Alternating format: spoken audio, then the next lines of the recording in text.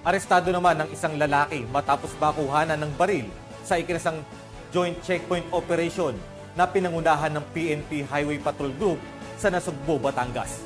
Yan ang report ni Police Corporal Adelord Diaros. Isang lalaki ang arestado sa ikinasang Joint Checkpoint Operation ng Regional Highway Patrol Unit Calabarzon kasama ng Nasugbo Municipal Police Station sa Sitio Calo, Barangay Kailaway, Nasugbo, Batangas nitong nakaraang araw. Ang suspek ay lulan ng sasakyang Nissan Almera at kinilala na si alias Bong, 45 taong gulang na taga Alfonso, Cavite. Narito naman ang pahayag ni Police Captain Eduardo Joy D. Guadamor, Provincial Chief ng PHPT Batangas patungkol sa pagkakadakip sa nasabing suspek. Kami po sa HPG Batangas kasama ang Nasugbo Municipal Police Station at ang TMFC ay nagkaroon po ng Joint Checkpoint Operation sa Barangay Kailaway, Nasugbo, Batangas. At sa operation na to ay na-flag down ng ating kasama na si Police Lieutenant Tarun at si Sergeant D, ang isang Nissan Almera, at ito ay hiningan nila ng pertinent documents regarding sa sasakyan. Pero itong mga to ay walang maipakita.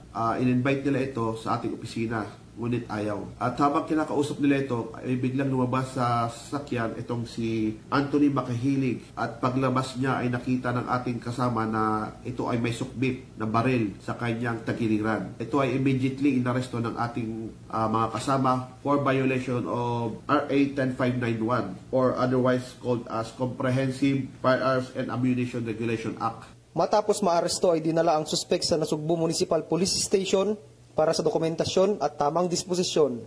Asahan nyo na patuloy ang HPG na makikipag-ugnayan at makikiisa sa iba pang PNP Territorial Units sa buong Timog Katagalugan para sa pagpapalaganap ng kapayapaan at pagsugpo ng krimen na nagaganap sa ating bansa.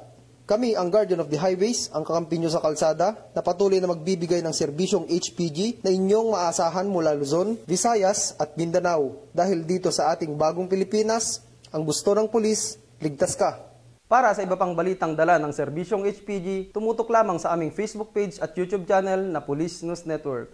Mula sa tanggapan ng kakampi nyo sa kalsada at sa pamumuno ng aming butihing direktor na si Police Brigadier General J.R. Kumigad, ako ang inyong PNN Correspondent, Police Corporal Adelord Diaros para sa Police News Network. Alagad ng batas, tagataguyod ng balitang pulis.